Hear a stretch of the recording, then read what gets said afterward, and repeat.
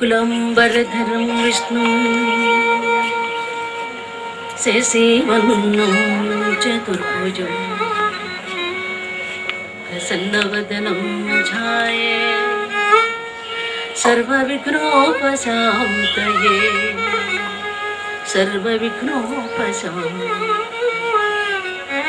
अगजा आनन पद्मार्गौ गजानन मखर्लिशं अनेकदं तं भक्तानां एकदं तमुपास्महे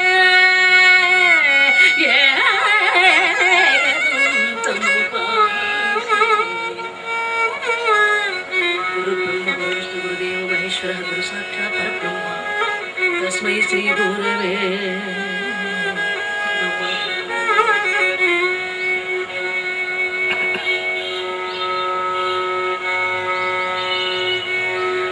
मानस विघ्नेश्वर मनीषम्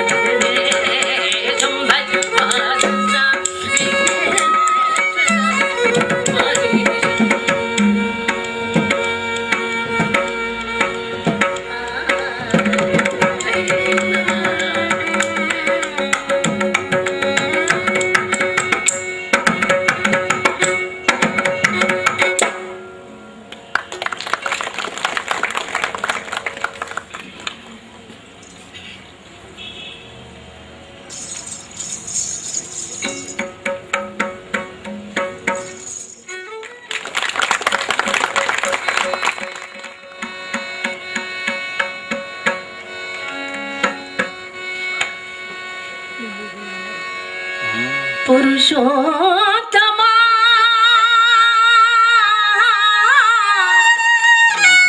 పురుషోత్తమా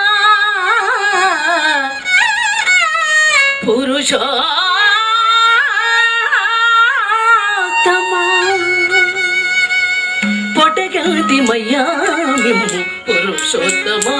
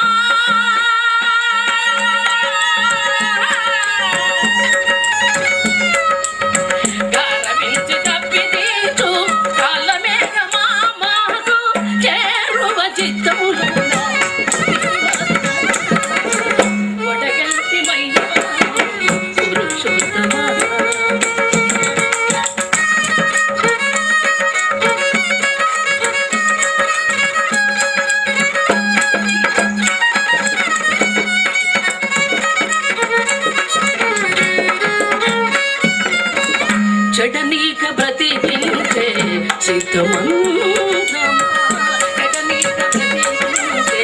చిత్తమంత్రమరోగా నడచి రక్షించే ఔషధమా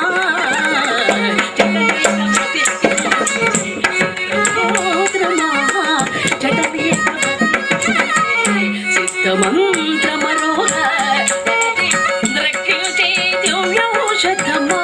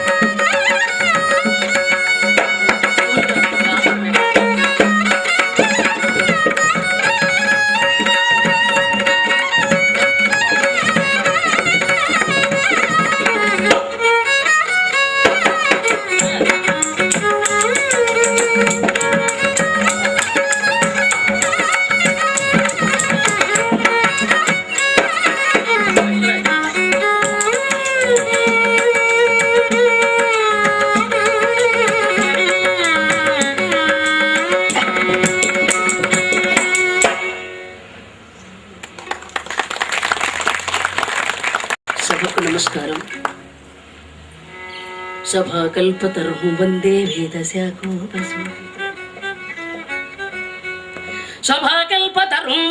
వేదశాఖోపశోభితం శాస్త్రపుష్పసమాయుక్తం విద్వద్ భ్రమర సంయుతం.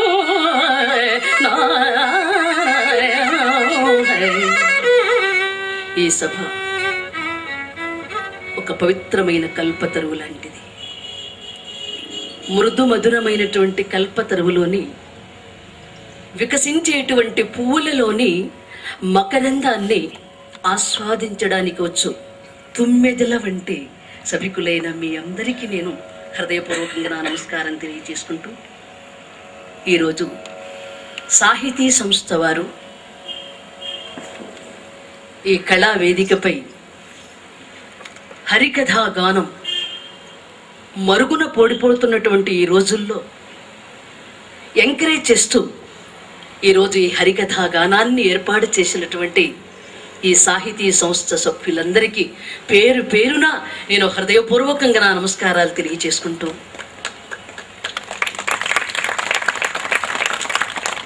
సాంప్రదాయంగా మన సంస్కృతి ఇంకా ఉన్నది పోలేదు అనేది నిదర్శించడానికి ఇది ఒక ప్రదర్శనగా ఏర్పాటు చేసినటువంటి మా సోదరీమణులకు నేను మరొక్కసారి కృతజ్ఞతలు తెలియజేసుకుంటూ, సభను అధిష్ఠించినటువంటి పెద్దలకు సోదరీమణులకు హృదయపూర్వకంగా నా నమస్కారం తెలియజేస్తూ నేను కథాగానాన్ని ప్రారంభం చేస్తున్నాను. ఈనాటి కథ హరికథా గానం. సీతారామ కళ్యాణ కథ ఈనాటి సత్కథ.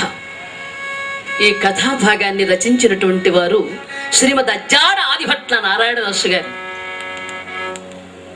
వారు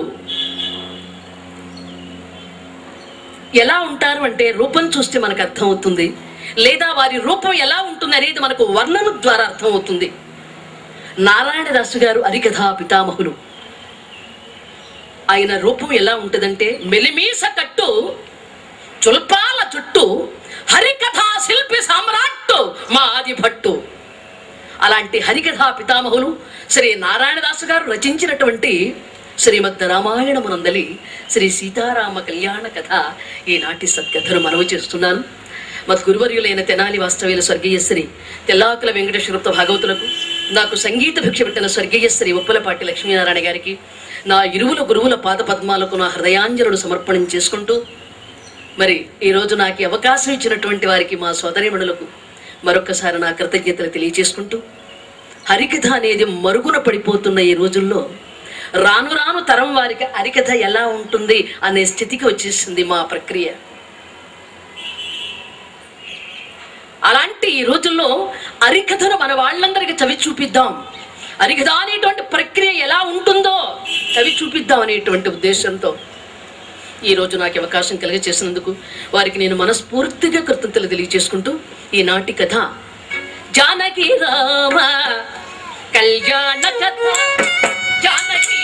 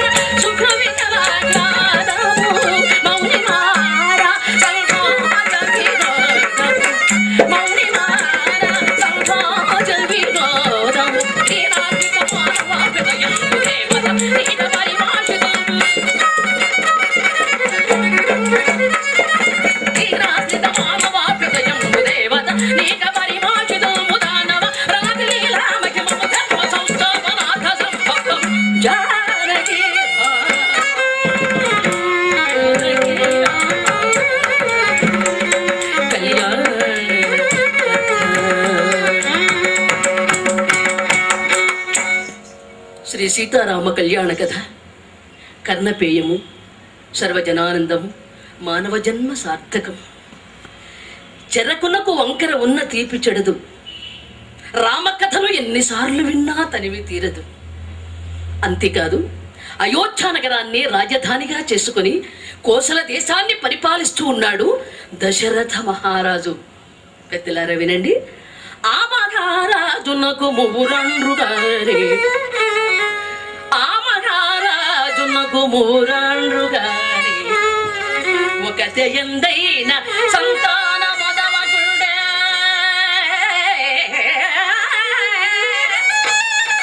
ఎట్టివారలకైనా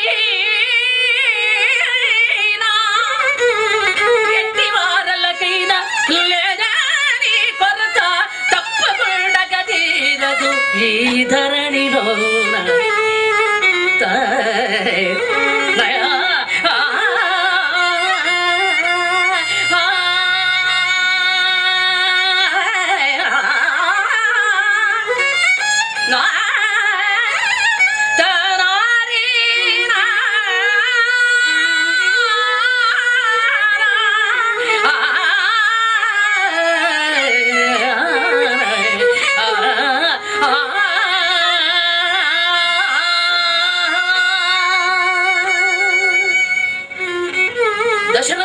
6 భార్యలు. అందు పెద్ద భార్య కౌసల్య, రెండవ భార్య సుమిత్ర, మూడవ భార్య కైక. 3 భార్యలున్నా ఆ 3లో ఏ ఒక్కరికి సంతానం లేదు. అది భగవంతుని లీల. ఏమిటి అంటే, భవనం మీద భవనం వేస్తాడు పెద్ద కోటీశ్వరుడు. అతగాడి ఇంట్లో అమ్మా అనడానికి ఆడపిల్ల కాదు కదా, మ్యావ్ అనడానికి పెళ్లి పిల్ల కూడా ఉండదు. అదే చూడండి, ప్రతిరోజు శ్రమ పడతాడు, కష్టపడతాడు, బాధపడతాడు. ఇంటికి వచ్చి అయ్యో ఆకలి వేస్తుంది, కాస్త గంజినీళ్లు తాగుదాం అనేటువంటి దరిద్రుడికి గంజినీళ్లు కాదు, కొంప నిండా సంతానమే. ఆ గంజినీళ్లు కూడా దొరకవండి వాడికి త్రాగడానికి.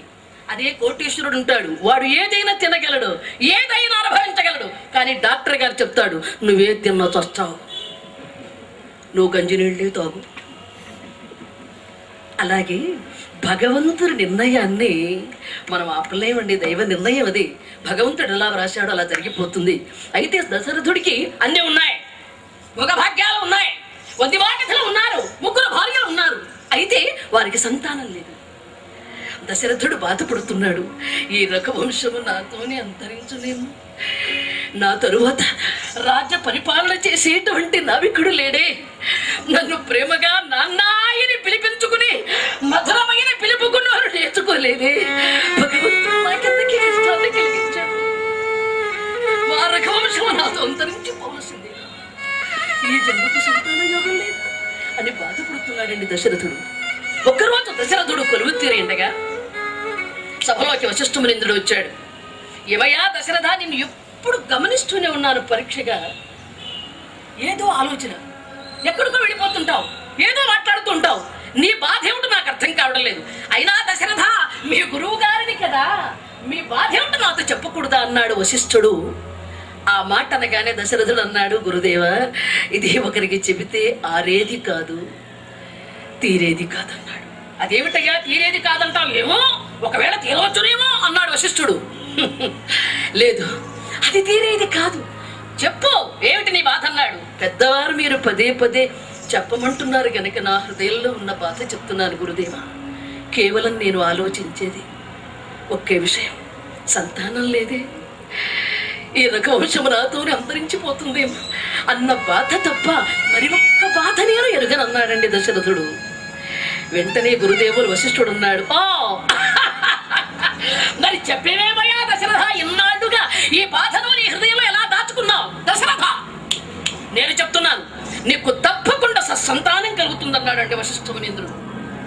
గురుదేవా, మీరు తొందరపడి పెదవి జారారేమో. లేదు, నా మాట వృధ కాదన్నాడు వశిష్ఠుడు. కాదు గురుదేవా, ఇప్పుడు నా వయస్సు ఎంతో తెలుసా? 60,000 సంవత్సరాలు.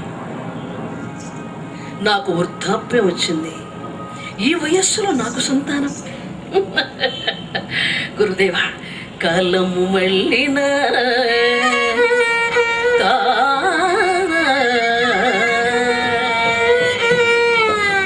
గురుదేవా, కాలము మళ్ళిన ఆలు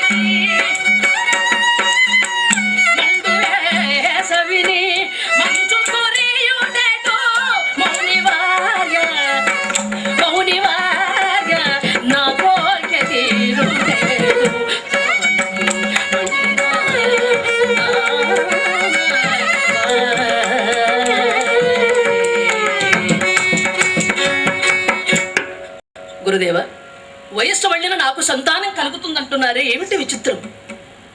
క్షేత్రము మంచిదై, బీజము పవిత్రమై, ఋతుధర్మాన్ని అనుసరించి పంట పండుతుంది, కానీ చవిటి నీళ్ళలో పంట పండుతుందా ఎక్కడైనా? గురుదేవ, ఎండమావుల నీటి నుండి, నారాయణదాసు గారు అంటారండి, ఎండమావుల నీటి నుండి ఎట్టుల చామెర ఏతించి తీర్పు తప్పి కుందేలగిరి తన కొన్న వాటి కొమ్ముల కుర్చి పులిచుటెట్టు పుట్టుకొట్టాలి రొమ్ములు చేపునకు వచ్చి పసిబిడ్డ కలిబాకుటెట్టు మరి విత్తునాట మరి దాని వలన ఎప్పుడైనా మామిడి మొలచుటెట్లు ఎత్తేనుటెట్లు ఏది ఏమైనా సహజం కుమారుటెట్లు ఈ ముదుసలిగి సంతానము కలుగుటెట్లు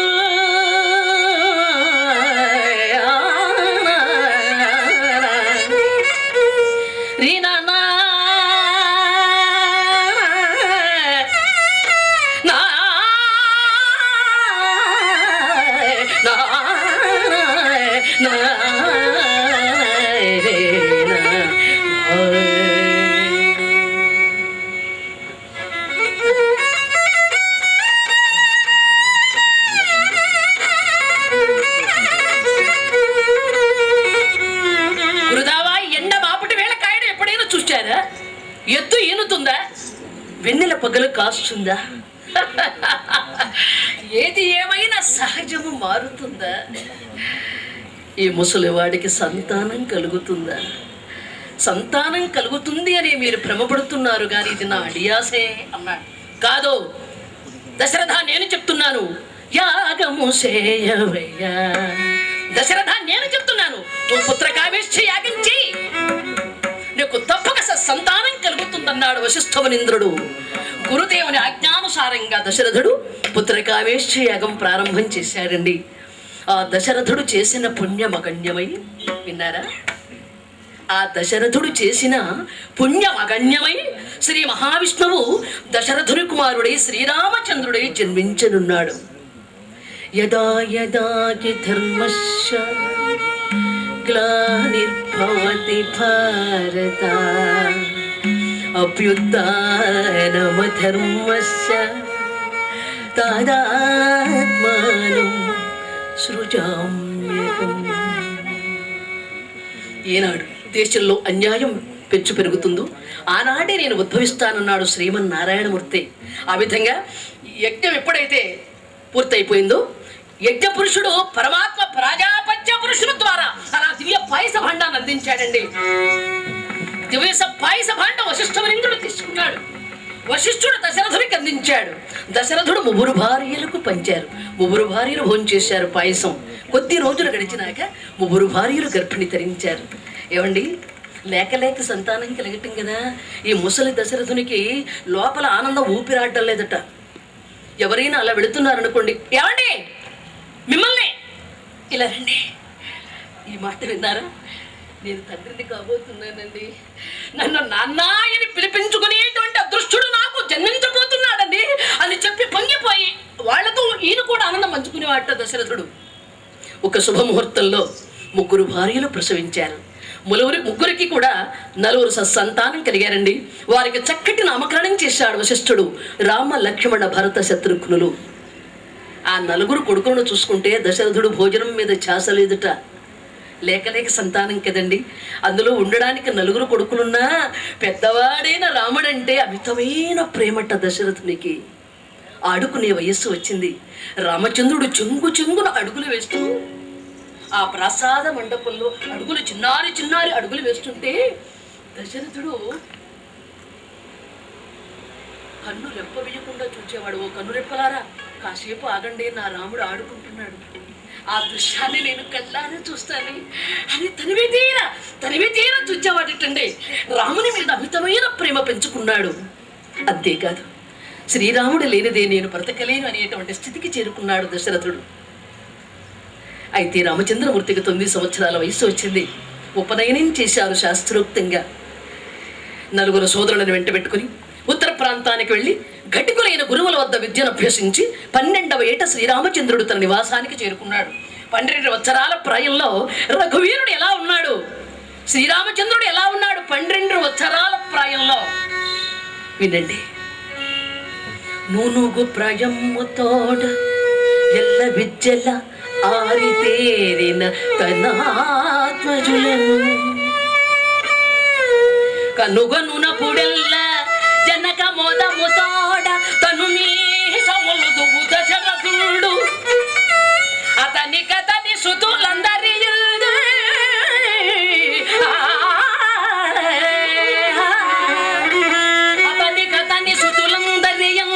లోకైక వీరగ్రని అఖిల సుగుణ నిధియు సౌందర్య వినిశ్చిత నవమధుండగు రాముని మీద దొడ్డ ప్రేమ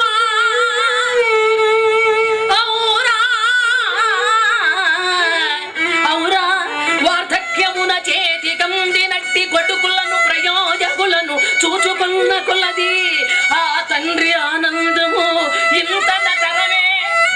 అమ్మకీసు కొలువునకు ఒకనాడు కౌశికుడు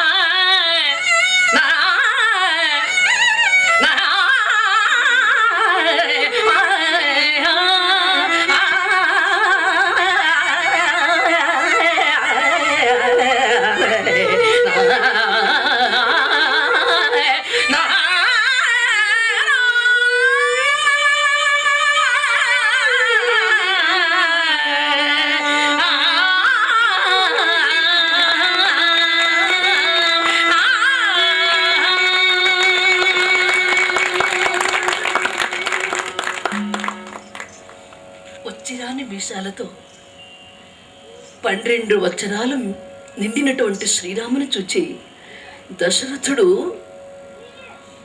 మీసం తిప్పేవాడట. చూచారా నా రాముడు ఎలా ఉన్నాడు? నా రాముడంటే రాముడేనండి. నా రాముడు పుణ్యకాముడు, శ్రీరాముడు నా రాముడు లేకపోతే నేను జీవించలేను, రాముడే నా సర్వస్వం అని అమితమైన ప్రేమను పెంచుకున్నాడండి వృద్ధ దశరథ మహారాజు. కాలం గడిచిపోతుంది. ఒకరోజు వశిష్ఠుడు హెచ్చరించాడు, ఏమయ్యా దశరథ, నీకు ముందుగా జాగ్రత్త చెప్తున్నాను, అమితమైన ప్రేమ కొడుకు మీద పెంచుకోకు. పుత్ర ప్రేమ చాలా ప్రమాదమైంది, అది ఒకనాటికి నీకు శత్రువై కాటు వేస్తుంది, జాగ్రత్త హెచ్చరించాడు. ప్రశాంతంగా జరిగిపోతుంది కాలం. రామభద్రుడు పెరిగి పెద్దవాడు అవుతున్నాడు. ఇలా ఉండగా ఒకరోజు విశ్వామిత్ర మహర్షి దశరథుని కొలువులోకి వస్తున్నాడు. ఎలా విశ్వామిత్రుడు ఎలా వస్తున్నాడు? ముడివడి గడ్డము మోకళ్ళన రయ్యగా మడమలకు పల్ల జడలు తగుల. విశ్వామిత్రుడు ఎలా వస్తున్నాడండి? ముడివడి గడ్డము మోకళ్ళన రయ్యగా మడమలకు పల్ల జడలు తగుల. మల చుట్టూ పులిపాలు ముంచేత జపమాల.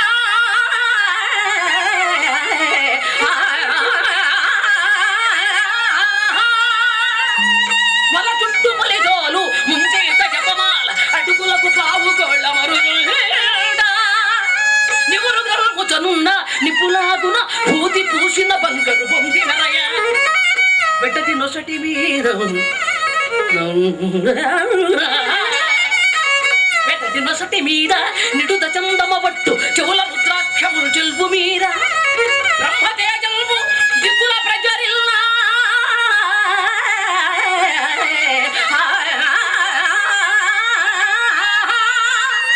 బ్రహ్మతేజందు దిక్కుల ప్రజరిల్ల చూపరులకు భయం భక్తి ఏ పుమిగుల. వతిరాజ సత్కృతుండై పలిక ఎట్టు మధుర మేఘ గంభీర సంభాషణ.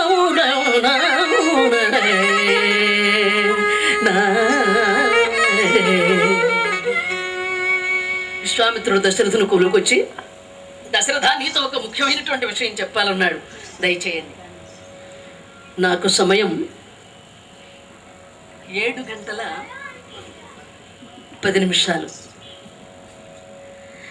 7:10 వరకు మీరు కథాగానం చేయండి అని నాకు టైం పాస్ చేశారు. మిమ్మల్ని విసిగించకుండా సమయాన్ని పాటించి కథాగానం చేస్తానని మీ అందరికీ మనవి చేస్తున్నాను. ఎందుకంటే హరికథ అంటే సామాన్యమైంది కాదు. సర్వ కళల సమాహారమే హరికథా గానం. ఆడాలి, పాడాలి, పాత్ర పోషణ చేయాలి, హాస్యాన్ని కలిగించాలి. నవరస కలయికయే హరికథా గానం. ఈ కళను ఇంకా చచ్చిపోకుండా జీవం పోస్తూ మీలాంటి వారు ఉండబట్టే మాలాంటి కళాకారులు ఈరోజు దేశంలో తిరిగి కథాగానాలు చేస్తున్నారు. అయ్యా, సమయాన్ని పాటించి తప్పకుండా మరి 7:10 వరకే రాముడి పెళ్లి చేయమన్నారు.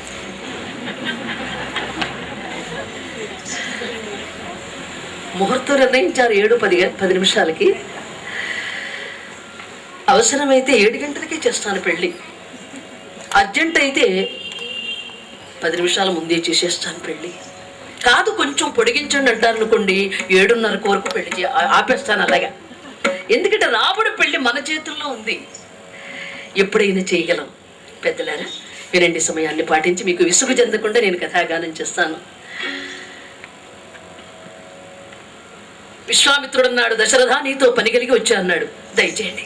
తపసి మిన్నని రాగచే, తపసి మిన్నని రాగచే,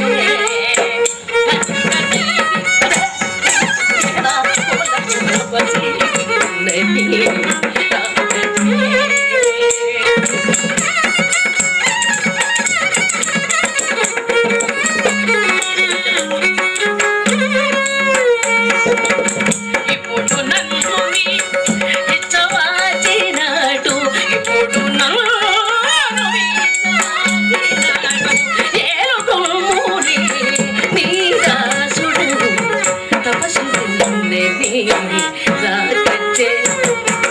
దశరథ ఏమిటి పని మీద వచ్చా అన్నాడు విశ్వామిత్రుడు. విశ్వామిత్రుడు అన్నాడు, నేను చాలా పని కలిగి వచ్చానంటే మీతోనన్నాడు. అలాగా, దయచేయండి స్వామి, అలా కూర్చోండి. అర్ఘపాత్యాది విధిలో పూజించి మీరు వచ్చిన విశేషం ఏమిటో చెప్పండి అన్నాడు దశరథుడు. విశ్వామిత్రుడు అన్నాడు, జాగ్రత్తగా విను దశరథ, లోక కళ్యాణార్థం నేను ఒక యజ్ఞం చేస్తున్నాను. ఆ యజ్ఞం సాగనివ్వకుండా ఘాతకులైన రాక్షసులు వచ్చి ఆ యజ్ఞాన్ని విఘాతం చేస్తున్నారు. అందుకే ఏదో నీ సహాయం కోరడానికే వచ్చా అన్నాడండి విశ్వామిత్రుడు. అలాగా, మీరు ఏదడిగినా ఇస్తాను, దయచేసి కోరుకోండి అన్నాడు. ఏమో ఇప్పుడు ఇస్తానంటున్నావు, తీరా అడిగిన తర్వాత లేదంటే ఏం చేయాలి, ఎందుకైనా మంచిది దశరథ, ఏమనుకోవద్దు, ప్రమాణం చే, ఏదడిగినా ఇస్తాను అని అన్నాడు. విశ్వామిత్రుడు, అయ్యా నన్ను అనుమానిస్తున్నారా మీరు? మునీంద్ర, ఆడి తప్పడం మా రఘువంశానికి అలవాటు లేదు. అయినా పెద్దలు మీరు ప్రమాణం చేయమన్నారు గనక పంచభూతములాన మీ పాదమాన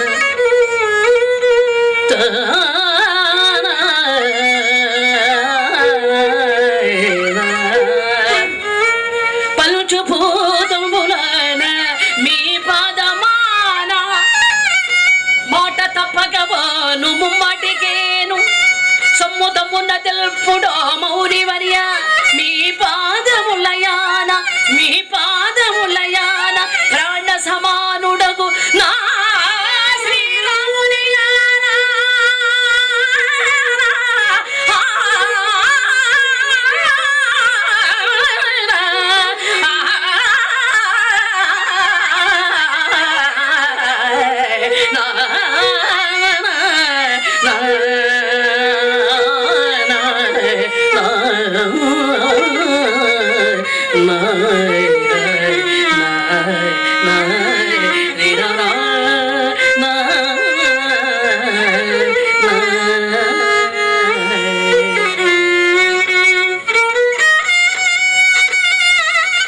ఈ పంచభూతాల సాక్షి, మీ పాదాల సాక్షి, మీరు ఏదడిగినా ఇస్తాను, దయచేసి కోరుకుంటున్నాడు. నేను కోరేది ఒక్కటే దశరథ, నా యజ్ఞాన్ని రక్షింపగల సమర్థుడు మీ రామచంద్రుడు ఒక్కడే, నీ పెద్ద కొడుకు. అతనిని యజ్ఞరక్షణకే పంపించమన్నాడు. ఈ రాముని పంపించమనగానే ఏవండి, పూరుగ చెట్టుపై పిడుగు పడితే ఎలా మనస్సు చెల్లా చెదరైపోతుందో అలా దశరథుని మనస్సంతా కల్లోలం అయిపోయిందట. మునీంద్ర, ఏమిటి నా రాముని రాక్షసులను వరించి మరి వాళ్ళని రక్షించడానికి పంపించమంటారా? లేదండి, నా రాముడు సుకుమారుడండి. నా రాముని యజ్ఞరక్షణకి పంపించి నేను ప్రాణాలతో బ్రతకలేను మునీంద్ర. నా మాట వినండి. అనక చరిత రక్కసి మోకల అనకి వాగలం బాబా.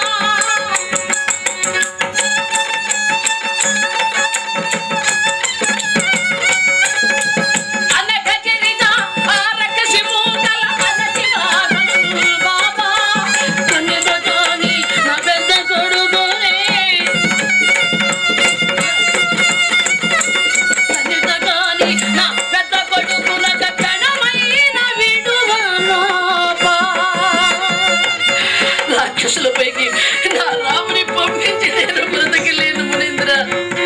రాముడే నా ఆత్మ, ఆత్మయే నా రాముడు. రాముడు నా ఆత్మ, రాముడు. రాముని చూడకుండా నిమిషం కూడా నేను జీవించలేనే. రామభద్ర, నీ వియోగాన్ని నేను భరించలేనయ్యా. నిన్ను చూడకుండా నేను జీవించలేనయ్యా.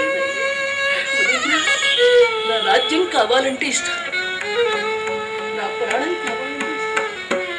నా రాముని మాత్రం ఆ రాక్షసుల పైకి పంపించి బ్రతకలేను మునీంద్ర.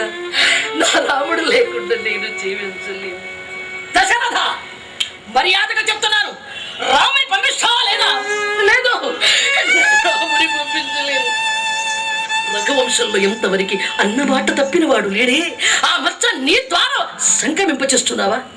అన్నమాట తప్పినవాడు ఒక మగవాడు. మానవత్వం అంటూ ఉంటుందా?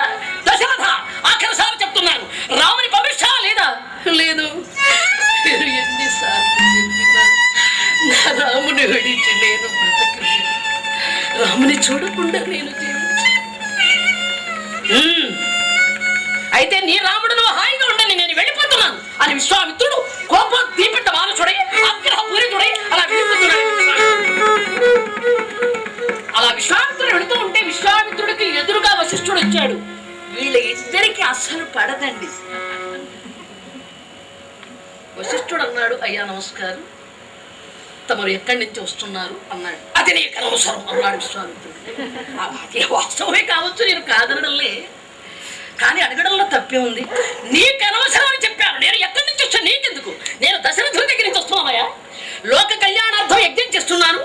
రక్షించేటువంటి వాడు కావాలన్నాను. ఏదైనా ఇస్తాన్నాడు పెద్ద మనిషి.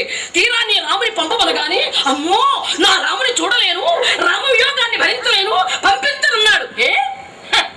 వాళ్ళ రాముడు లేకపోతే నా యజ్ఞరక్షణ జరగదా? అయినా ఇవన్నీ నీకు అనవసరం అన్నాడండి విశ్వామిత్రుడు. అన్ని చెప్పేశాడు. నీకు అనవసరం అన్నాడండి.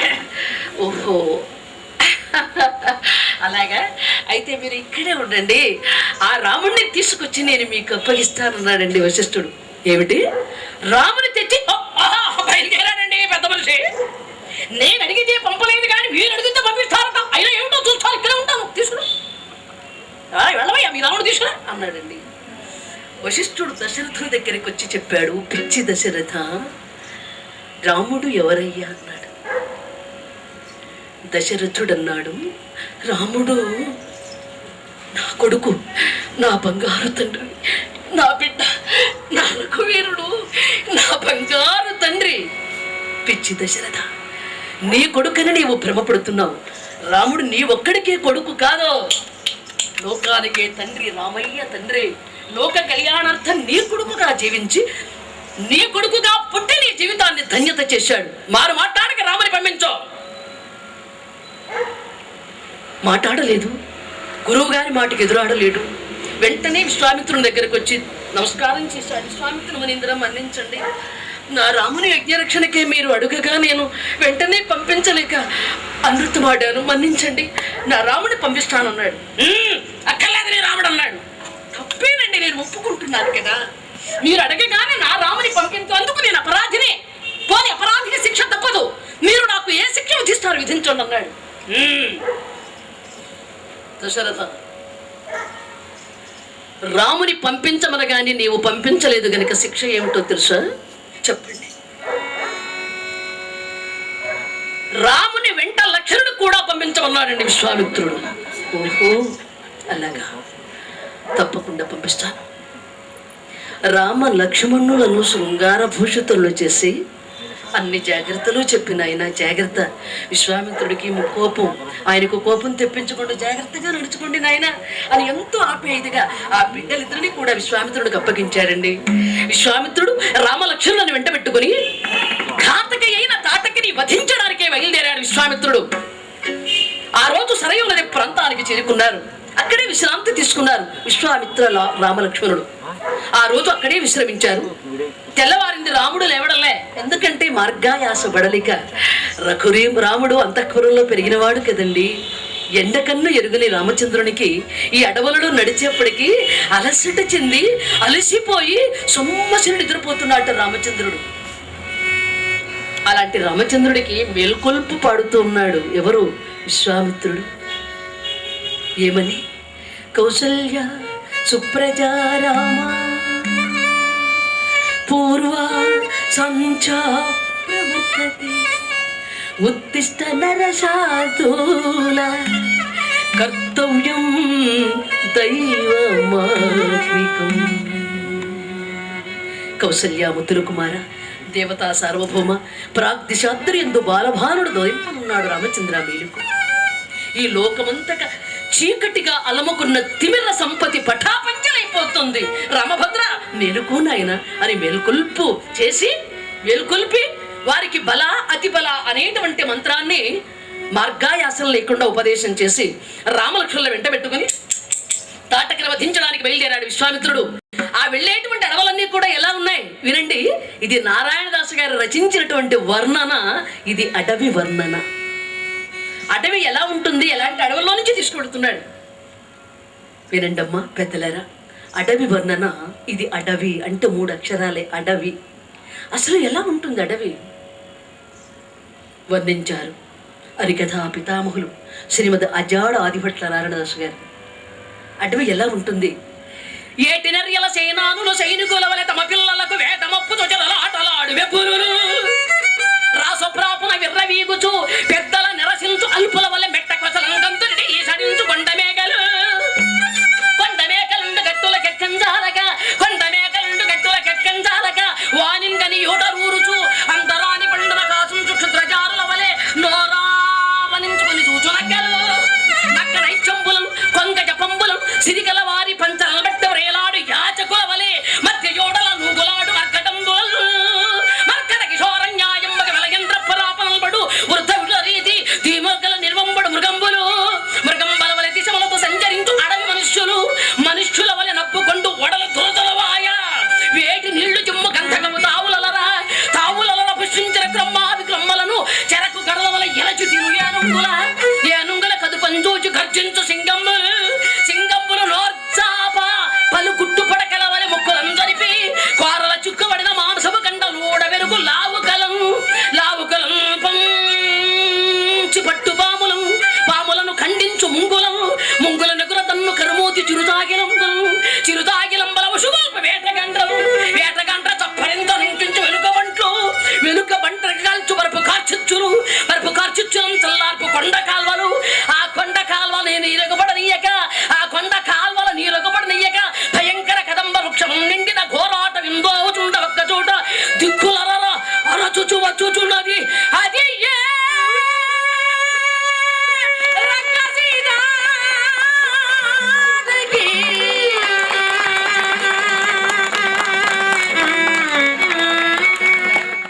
కథకి ఆహాకారాలు చేస్తూ వస్తుందండి.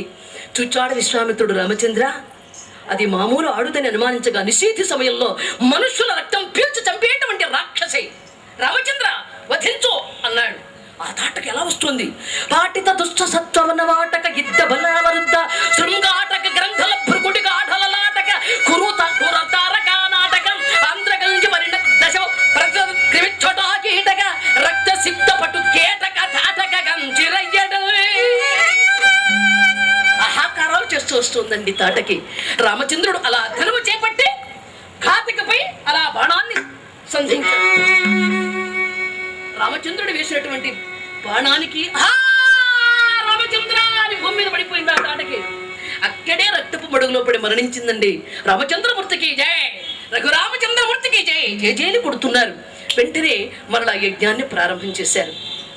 యజ్ఞం ఎప్పుడైతే ప్రారంభమైందో రామలక్ష్మణుడు అలా యజ్ఞశాల చుట్టూ కాపలా కాస్తున్నారండి. మరేమైనా ఇలాంటి దుర్ఘటనలు ఏమైనా జరుగుతాయేమోనని.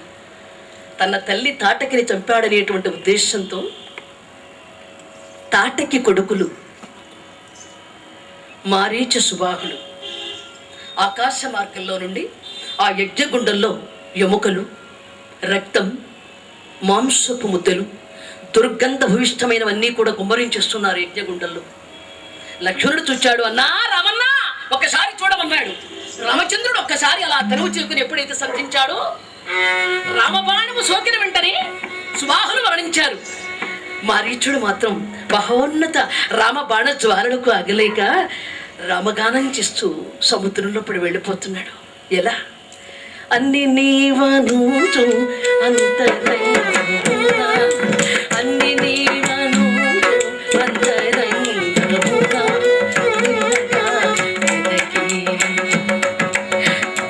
తినగా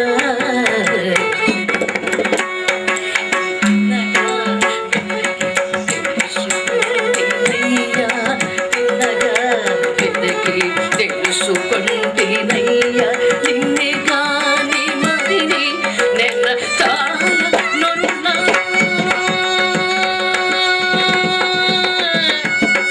రామా రామా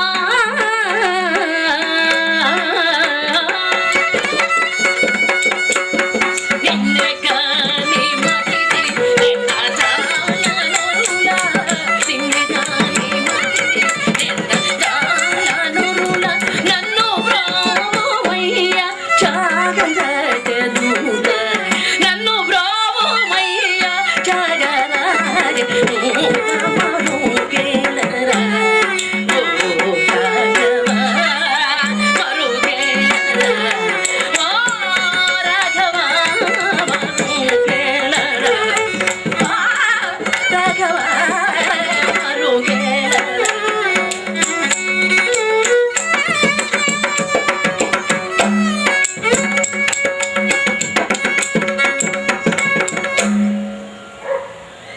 కళ్యాణానికి 5 నిమిషాలు ఉంది.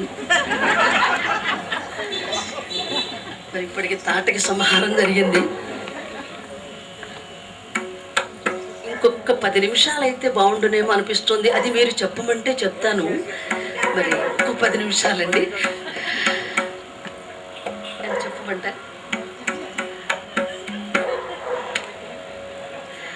ఏమండి,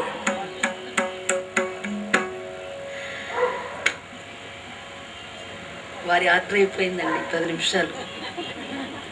మా సోదరిమణి గారు, ఎవరిని విసిగించను నేను, ఎందుకంటే చక్కగా వినే శ్రోతలు ఎంత అద్భుతంగానో రసవత్తరంగా వింటున్నారు. ప్రతి పాత్రని కూడా అలా లీనమైపోయి వింటున్నారు. ఇలాంటి శ్రోతలు దొరకడం మాకు చాలా అరుదు. మీలాంటి శ్రోతలు వినకపోతే మా కళ ఎవరి కోసం? ఎవరికి చెప్పాలి మేము? ఎవరికి పాడాలి మేము? ఇంత సభ్యత సంస్కారాలతో వినేటువంటి ఈ హరికథా గానాన్ని ఆస్వాదించేటువంటి మీ అందరికీ కూడా నేను పాదాభివందనం తెలియచేసుకుంటున్నాను. పెద్దలారా, మారీచుడలా రామగానం చేస్తూ సముద్రంలోపడి వెళ్ళిపోయినాడు. యజ్ఞం నిర్విఘ్నంగా బ్రహ్మాండంగా సాగిపోయింది. అనేక అస్త్ర రహస్య సాధనాలన్నీ కూడా మంత్రోపదేశం చేశారు విశ్వామిత్రుడు రామలక్ష్మణులకు. ఆ సమయంలోనే విశ్వామిత్ర ఆశ్రమానికి 2 బ్రాహ్మణోత్తములు 2 లేఖలు తీసుకొచ్చారు. అవి ఎక్కడి నుంచి? అయోధ్య నుంచి ఒకటి, మిథిల నుంచి ఒకటి. ఆ 2 లేఖలు చూచాడండి విశ్వామిత్రుడు. ముందు ఎవరిది చదవాలి? దశరథుని లేఖ. లేక మిథిల నుంచి వచ్చినటువంటి ఈ లేఖ చూడాలా? ఆశ్చర్యంగా చూస్తూ సరే దశరథునికి ముందు సమాధానం రాయడం మంచిదనుకున్నాడండి. దశరథుడు ఏడుస్తూ రాస్తున్నాడు. ఏమని?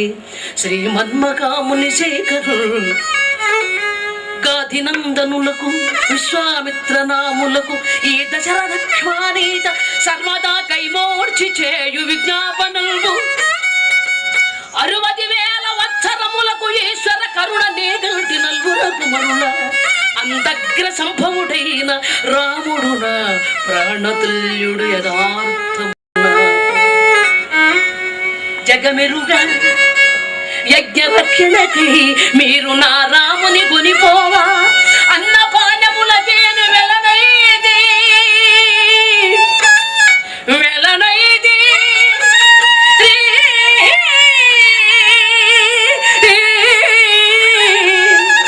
అన్నపానములకేను వెలనైది కాన ఒక్క పరి నా రాముని నాకు చూపించి మరల తోడ్కొని జన్మా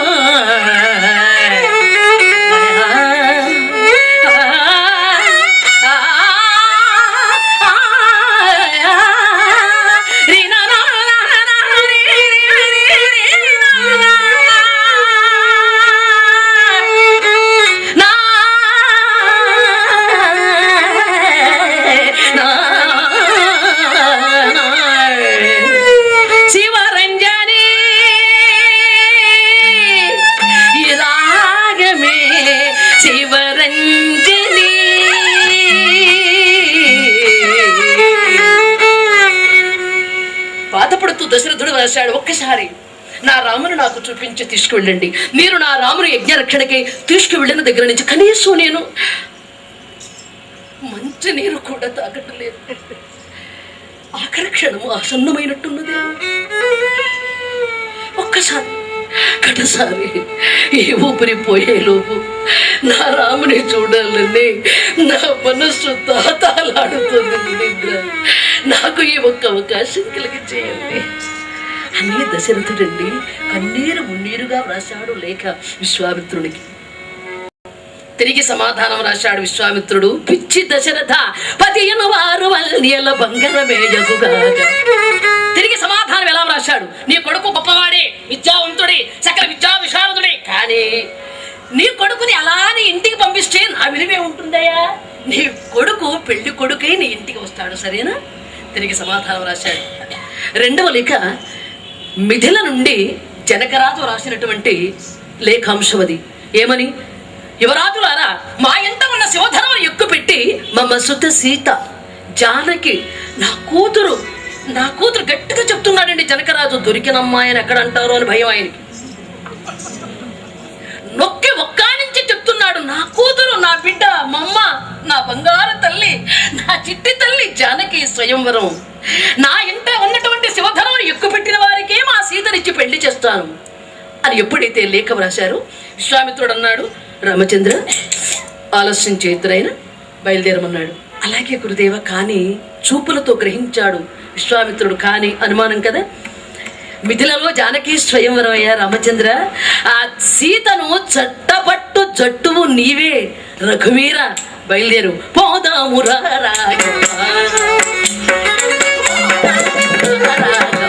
మిథిలకు పోదామన్నాడు. విశ్వామిత్రుడు రామలక్ష్మణుని వెంటబెట్టుకున్నాడు. అదొక అలా మిథిలకు ఎప్పుడైతే ప్రయాణమై వెళుతున్నాడో మార్గ మధ్యలో నుండి అలా మార్గంలో ఒక సుందరమైనటువంటి ఉద్యానవనంలోంచి కొన్ని మాటలు వినిపిస్తున్నాయి. ఏమిటవి? రామ్ రామ్ రామ్ రామ్. ఆ ఉద్యానవనం ఎలా ఉంది ఈవేళ? ఇక్కడ ఉన్నటువంటి ప్రదేశం చక్కటి వాతావరణం, చల్లని ప్రదేశం, చల్లని పిల్లగాలులు, చక్కని పచ్చగా కనిపించేటువంటి చెట్టులు, ఇలాంటి వాతావరణం కనిపించినటువంటి మార్గ మధ్యంలో రామ్ రామ్ అనేటువంటి శబ్దం వినిపిస్తోంది మదిని. వెంటనే రామచంద్రుడు అన్నాడు, గురుదేవ, శృంగార భరితమైన ఈ ఉద్యానవనంలో మాటి మాటికి రామా రామా అని నా పేరు వినవస్తోంది ఏమిటండి అన్నాడు. అదే రామచంద్ర, ఇది ఒక పెద్ద కథ నాయన, ముందు ఇలా రా అన్నాడు. ఏటు గురువు గారు? రాతిగా పడిపున్నటువంటి ఆ శిలపై నీ పాదాన్ని మోపమన్నాడండి. రాతి పైన అలా రామచంద్రుడు తన పాదం మోపాడు. రామచంద్రుడి పాద స్పర్శ తాకగానే ఆ రాతి నాతి అయిపోయి అహల్య రూపం దాల్చి రామచంద్రుడి పాదాలు పట్టుకొని శ్రీమదగిరండకోటి బ్రహ్మాండ బండ దండోపదండ కరండ మండల శంతో దీపిత సకల నిర్గుణాతీత తారక బ్రహ్మాఖ్వయ దశ దిశ ప్రకాశం శ్రీనారాయణం శ్రీ రఘువీరం శ్రీరామం అని అహల్యదేవి రామచంద్రుడి స్తుతించి తన భర్త గౌతముని చేరుకుందండి. తరువాత చెప్పాడు విశ్వామిత్రుడు, రామచంద్రుడు అడుగగా, ఏమిటండి ఈ రాతి స్త్రీ రూపం దాల్చడం ఏమిటంటే, రామచంద్ర నీకు పూర్తిగా చెప్పడానికి నాకు సమయం లేదు.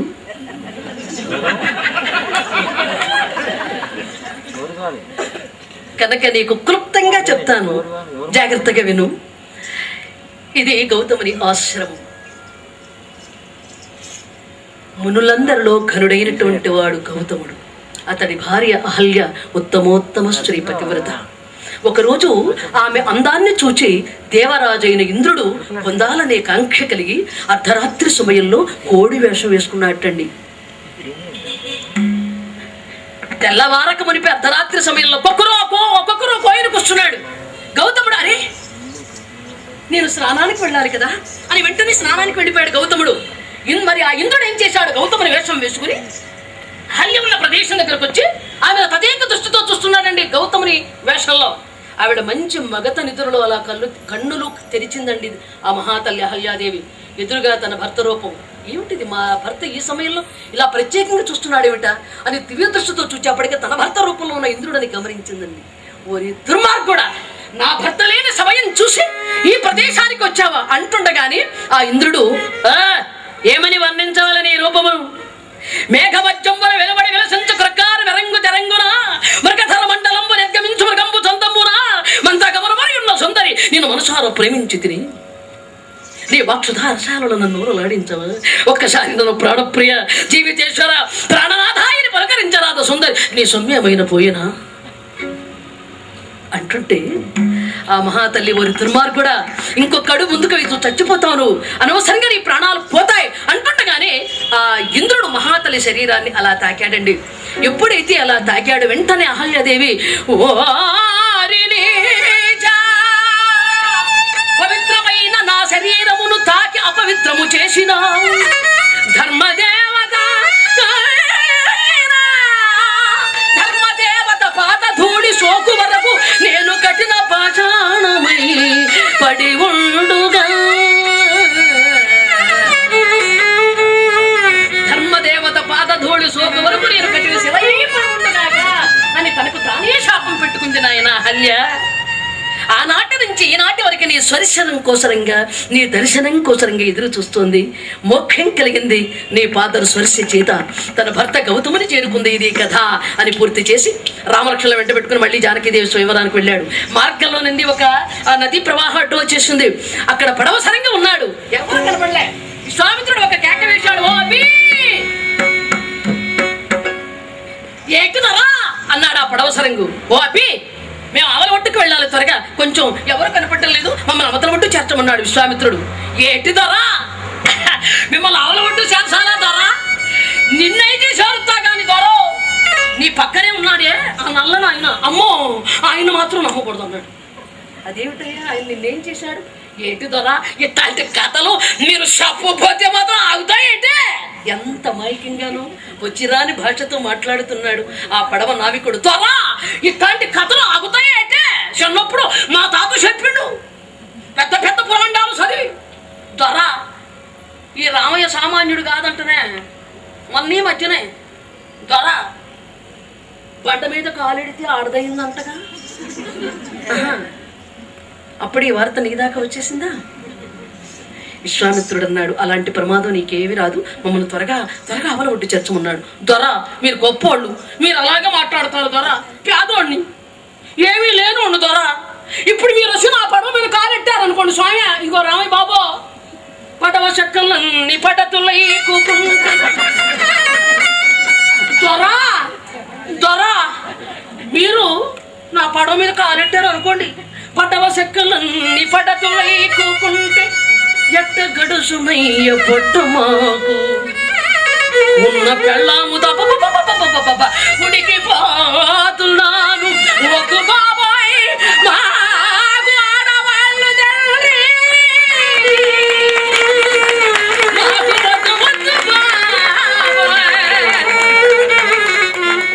దొర, ఒక్క పెళ్ళానికి డక్కనుండ కూడెట్టలేక చచ్చిపోతున్నాను దొర.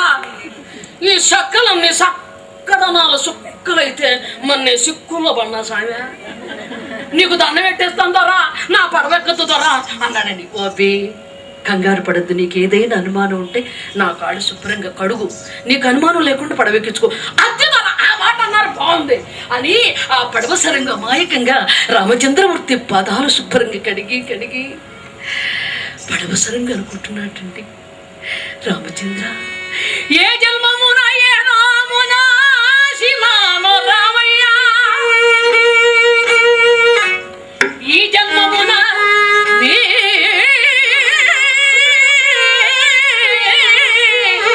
పాదములు కడుగు మహద్భాగ్యము గలిగను రామయ్య.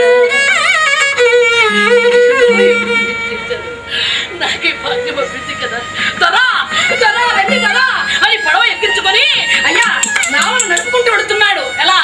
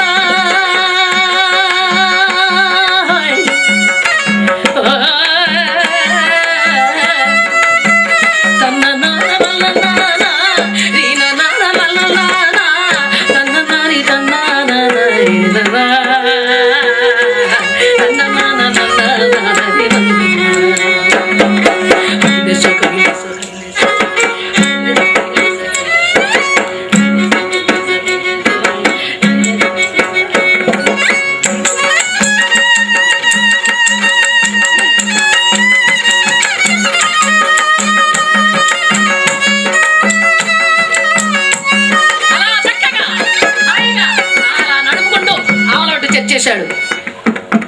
జనకరాజు వారికి తగిన విడిగ్రహం ఏర్పాటు చేశాడు. రాజాధిరాజు అంత జానకి స్వయంవరానికి వచ్చేస్తున్నారు. ఏ దేశాల నుంచి? అంగ వంగ కళింగ కర్ణాటక కాశ్మీర కుళింద పుళింద బర్బర విదర్భ యవ్వన కోసల టెంకణ కొంకణ మగధ మాలవ్య ఆంధ్ర పాకిస్తాన్ తప్ప. అది మొదటి నుంచి మనకు యాంటీ అనండి. ఏమిటో అన్ని దేశాల వాళ్ళు వచ్చేసారు. జానకమ్మను శృంగారించి అలా జనకరాజు వేదికపైకి తీసుకొచ్చారండి. ఎందుకంటే ఉద్యానవనంలో సీతారాముల కన్నులు కలిశాయి. విహారానికి వెళ్ళి ఒకరిని ఒకరు చూసుకున్నారు శ్రీరామచంద్రుడు సీతామాత.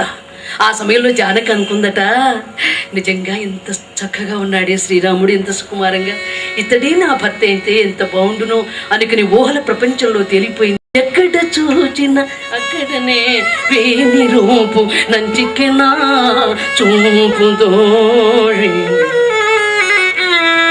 ఏ వంకయుండేని ఇటువంటి రూపసి కల్లడే నికముగ జగమును.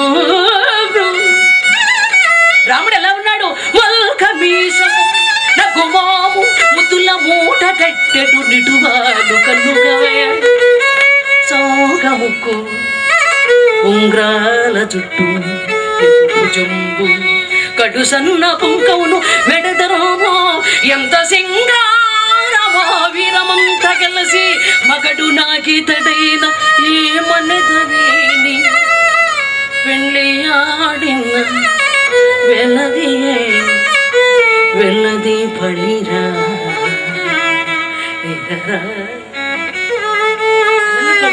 రాముని శృంగారాన్ని గురించి తన హృదయంలో అలాగ వర్ణన చేసుకుంటూ అందరూ ఆశీనుడై ఉన్నారండి. అదే సమయంలో నారదుడు రావణాసురుడితో చెప్పాడు ఈ జానకి గురించి.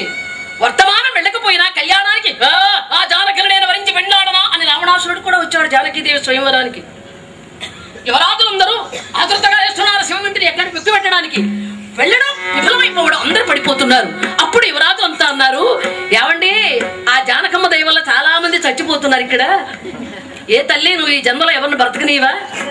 ఈ జన్మలో నీకు పెళ్లి కాదమ్మా, నీకు నమస్కారం అన్నారు. చాలా మంది చచ్చిపోతుంటే ఆ మాట వింటే జనకరాజు అండి కన్న తండ్రి మనస్సు ఎంత వెన్నండి. బిడ్డను పెంచుకున్న మమకారంతో మరి ఆ జనకరాజు ఏడుస్తున్నాడట. మా అమ్మాయికి వివాహం కాదా ఈ జన్మలో? మా జానకిని చట్టపట్టు చట్టే లేడా? మా జానకి వరుడే లేడా? మా జానకి లేడా వరుడు అంటుండగా విశ్వామిత్రుడు సైగ చేశాడు, రామచంద్ర నీ కోసమే ఆ జానకి 1000 కన్నులతో ఎదురు చూస్తుంది, బయలుదేరమన్నాడు. రామచంద్రుడు తనువు చేకొని అలా గురువుకు ఉమ్మారుగా గురుదేవునికి పాద నమస్కారం చేసి ప్రదక్షిణ వందనం ఆచరించి అలా తనువు చేకొని సభలోకి వస్తున్నట్టండి.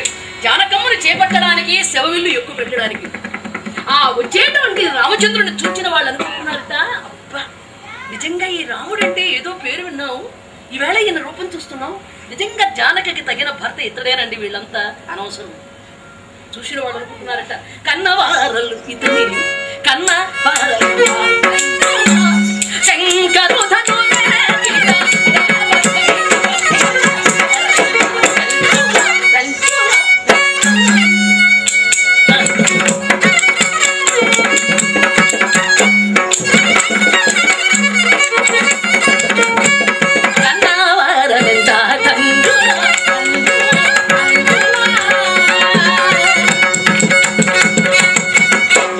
మెడం ముత్యాల కంటతో రాముడు ఎలా ఉన్నాడు?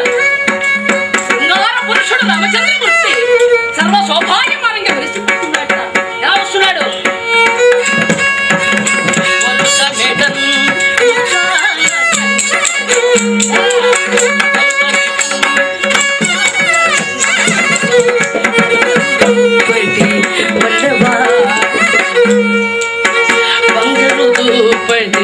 వల్లవాటుంతో ఎడమదారి కండా వెల్డేరమ్ముతో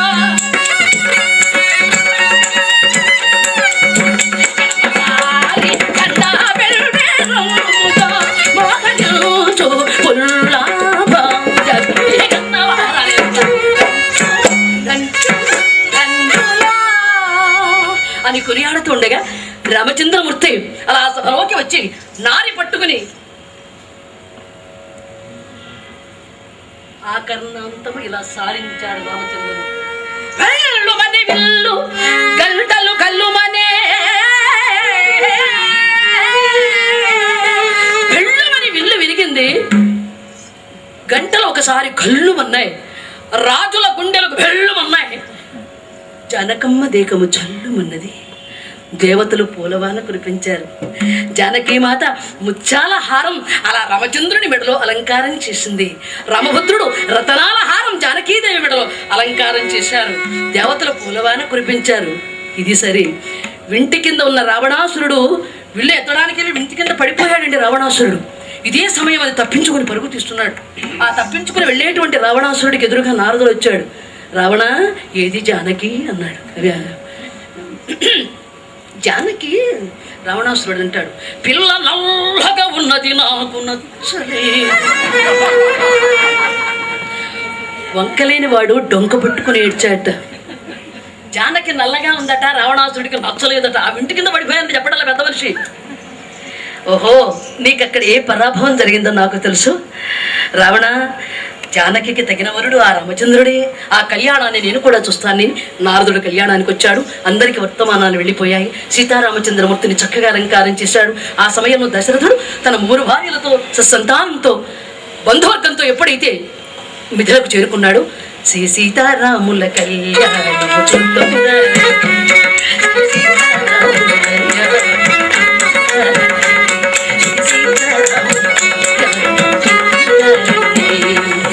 కళ్యాణం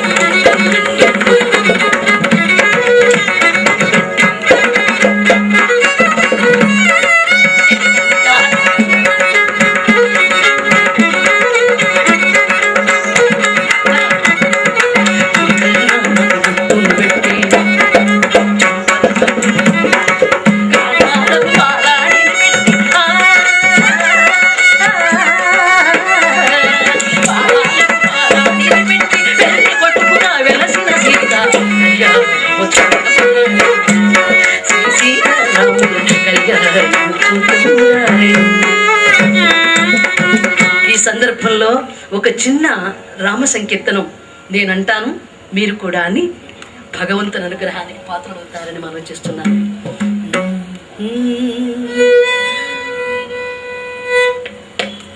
శ్రీరామ నీ నామం ఎంతో రుచిరా, శ్రీరామ నీ నామం, శ్రీరామ నీ నామం ఎంతో రుచిరా,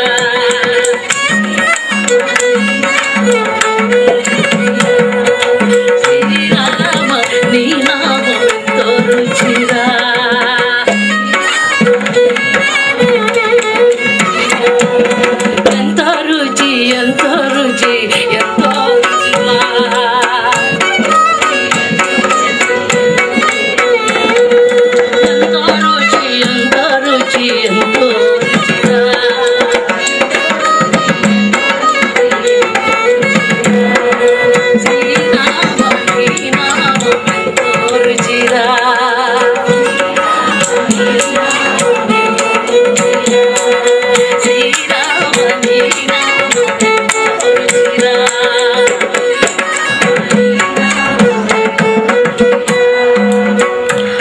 మీగడ కన్నా పంచదార కన్నా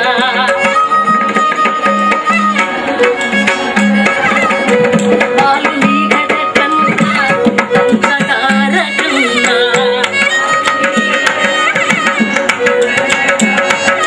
శ్రీరామని నామమెంతో రుచిరా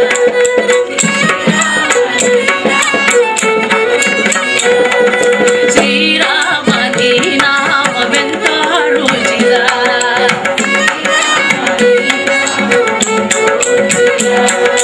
శ్రీరామ నీ నామము ఎంతో రుచిరా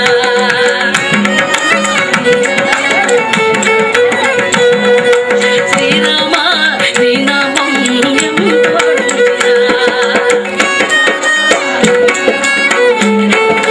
శ్రీరామ నీ నామమెంతో రుచిరా శ్రీరామ నీ నామమెంతో రుచిరా శ్రీరామ నీ నామమెంతో రుచిరా శ్రీరామ నీ నామమెంతో రుచిరా జై శ్రీమద్ రమారమణ గోవింద రాజా రామచంద్రమూర్తికి సీతామాయికి వీరాంజనేయ స్వామి వారికి లక్ష్మీ నరసింహస్వామి వారికి శ్రీ వెంకటేశ్వరునకు శ్రీ దుర్గమ్మ తల్లికి జయ శ్రీమద్ రమారమణ గోవింద గో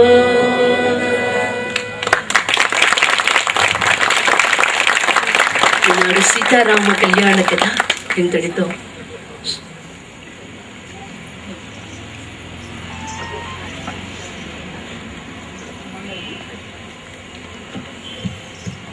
చివరిగా వందన సమర్పణ. కుమ్మరి మల్ల రామాయణం రాసింది. అందులో ఈ గుహుని కథ చక్కని పద్యం చెప్పింది. సుడిగొని రాము పాదములు సోకిన ధూళి వహించి రాయి ఏర్పడ ఒక కాంతమయ్యనట పన్నుగా ఈయడ వడినోడ సోక ఇది ఏ మగునో అని సంశయాత్ముడై గుహుడు కడింగ రాము పద కంజ యుగంబు భయంబు పెంపునన్. అది గుహుని గురించి. సుడిగొని రాము పాదములు సోకిన రాయి ధూళి వహించి రాయి ఏర్పడ ఒక కాంతమయ్యనట ఆహాయి అయిపోయింది. అటువంటి రాముడు గనుక ఆ పాదాన్ని ఇక్కడ పెట్టినట్టయితే పన్నుగా ఈ ఎడ వడినోడ సోక ఇది ఏ మగునో అని సంశయాత్ముడై కడిగే గుహుండు రాము పద కంజ యుగంబు భయంబు పెంపునన్. చివరికి తిరిగి వస్తున్నారండి. సీతారాములు పెళ్లి చేసుకున్నారు. పల్లకిలో కూర్చున్నారు.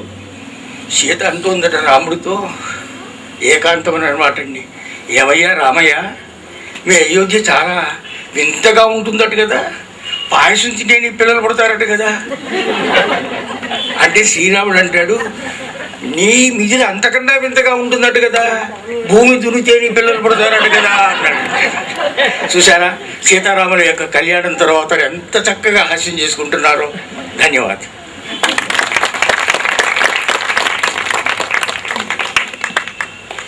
అమ్మ, మీ రామకథ విన్న తర్వాత పోతన గారి భాగవతంలోంచి ఒక చిన్న పద్యం గుర్తు వస్తుంది.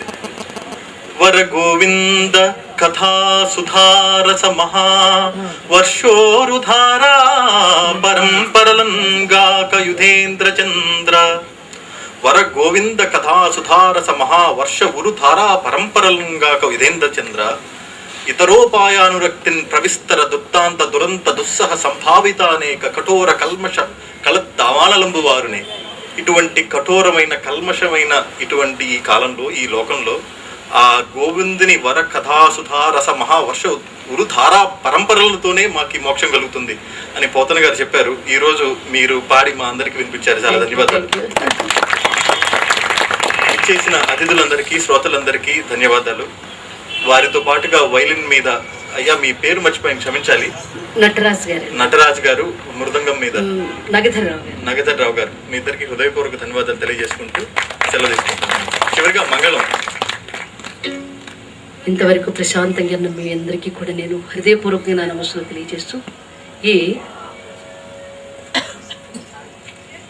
సాహితీ సంస్థ వారికి పేరు పేరున నేను హృదయపూర్వకమైనటువంటి నమస్కారాలు తెలియజేస్తూ ఈనాటి కథాగానం ఇంతటితో సమాప్తం. పవమాన సుతుడు పట్టు పాద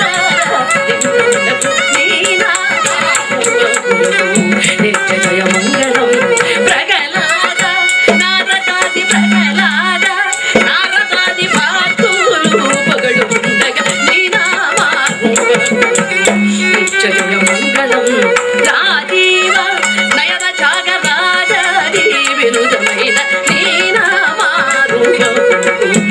జయ మంగళ